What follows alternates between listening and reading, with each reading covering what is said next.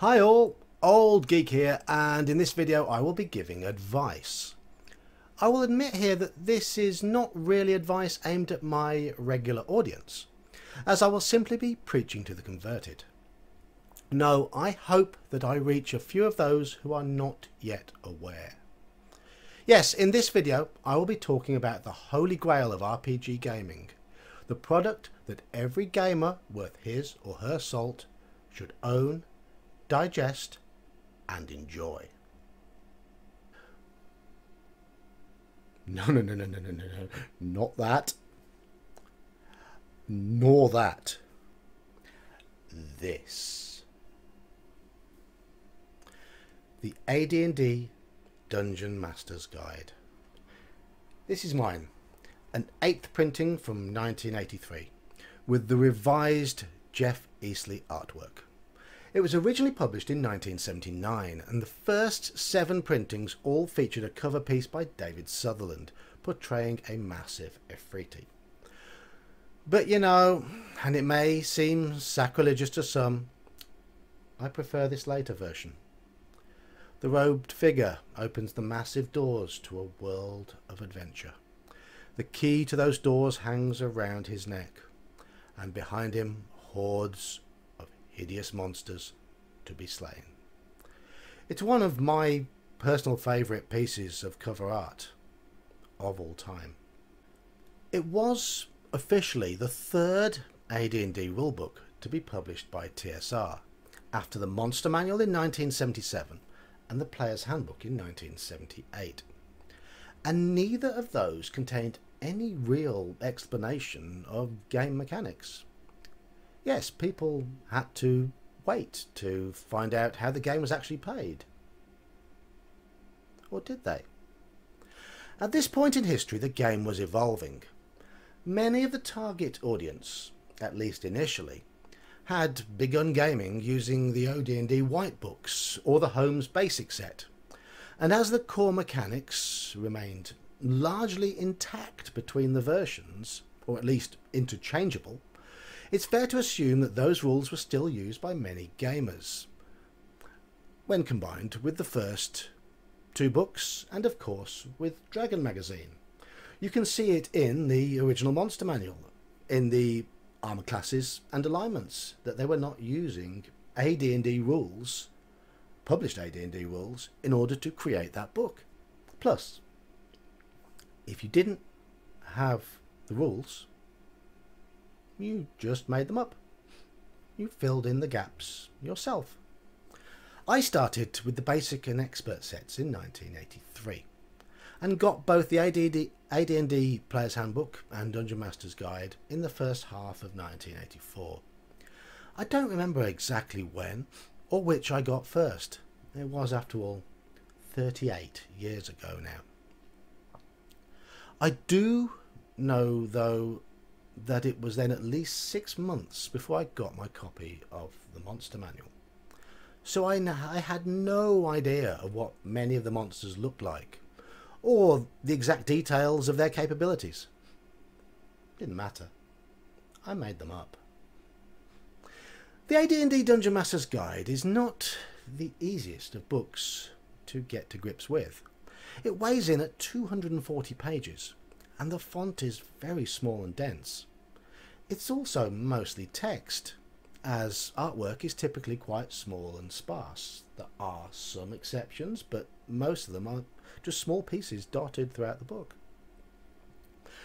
There's a lot for the fledgling DM to wade through. Charts are dotted all over the place, and many have several little footnotes, clarifiers accompanying them. They also don't always correspond with the text. See, for example, a section on surprise. The index is poor. The most frequently needed tables, those being combat and saving throws, are buried in the middle of the book. And the entire thing is written in High Gygaxian, a now infamous term for flowery language, often requiring a dictionary to decipher, with a slightly superior tone to it, and filled with an excess of waffle. So yes, it is a flawed work. As a rulebook, it is cumbersome, often unfriendly, obtuse, poorly organised. In fact, as a pure rulebook, it's appalling. But it's more than a rulebook. It's a window into the history of our hobby. It is the defining work in the D&D catalogue. Back in the late 1970s, the creators did not have the whizzy computers of today with auto-correction tools, PDF search functions, digital art, fancy page layout effects and so on. And given its dense font and meaty page count, you can forgive the inconsistencies and vagaries, especially when you realise just how new many of these rules were and how they had grown organically from the author's home games. And this personal feel is borne out by the writing style, replete with adjectives that would be discarded as excess in so many later RPG rulebooks. But in this book, they give it life and personality. While bullet-pointed rules might be easier to digest and utilise at the table, their presentation in this book sets the mind wandering, conjuring up ideas. I'm going to demonstrate some of the points in this video with examples from one of my favourite sections, that on the intelligent swords.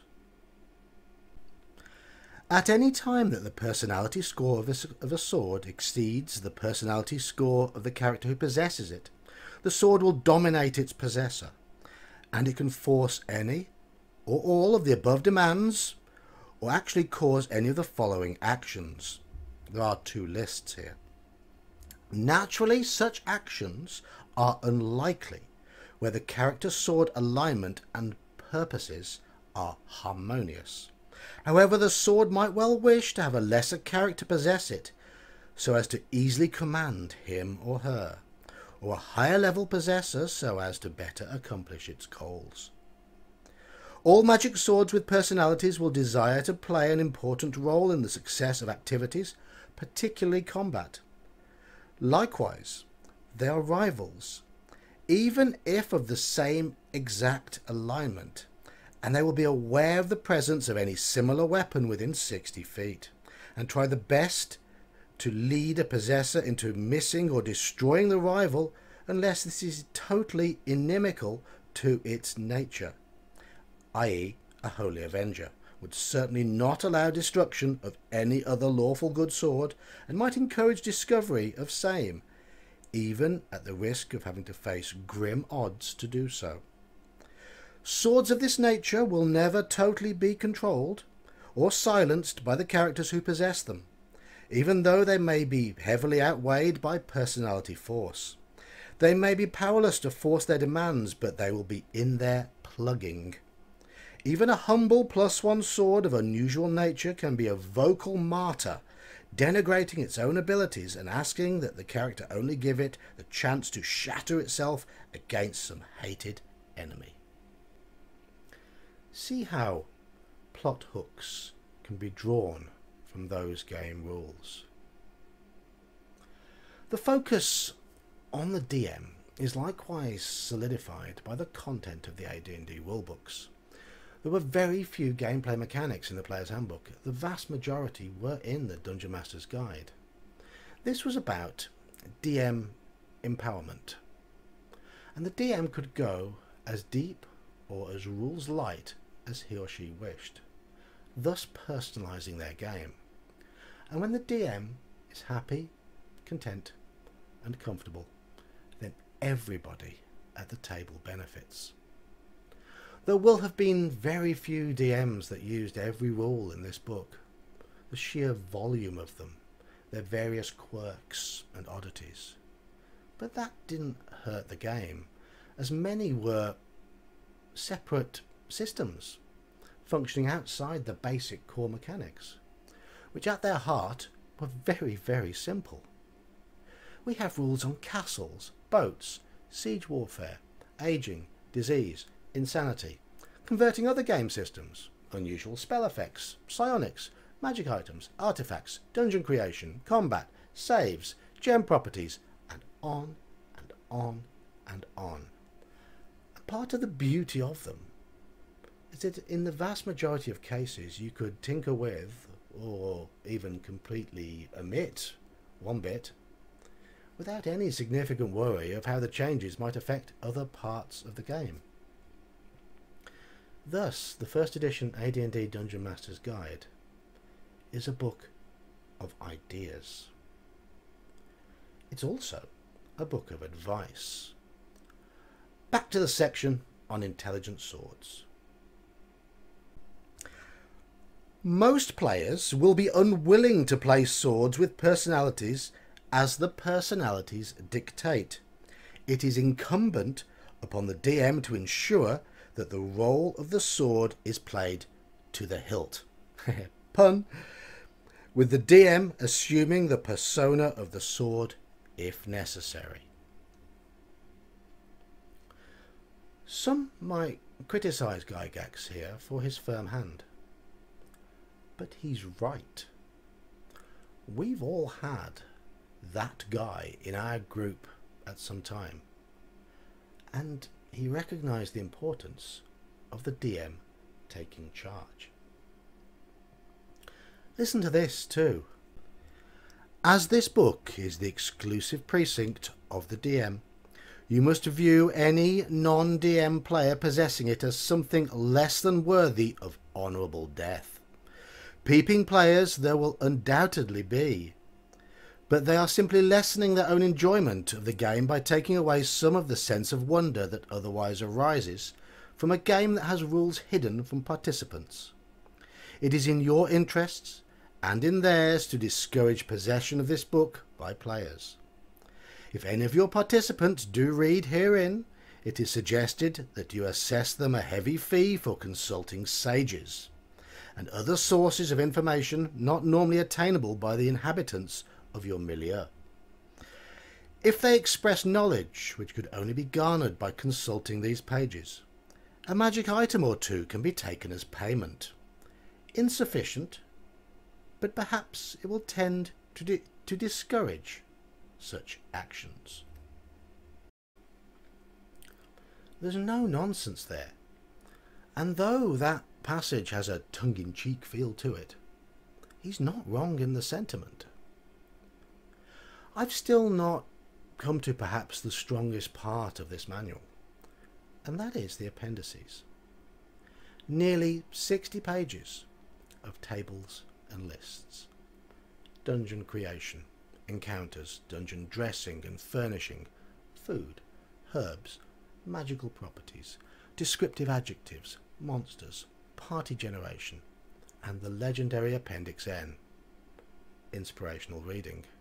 The works of fiction that set the seeds in the minds of the early game creators, listed to fertilise your imagination, that of the reader as well.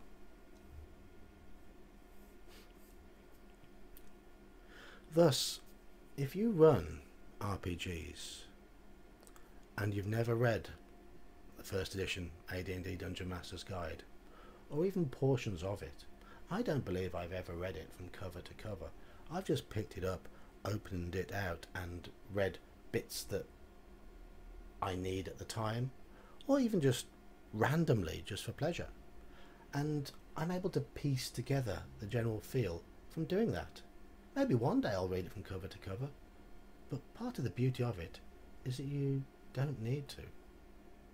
So if you've never set eyes on this book, then I'm sorry, but you and your players are missing out.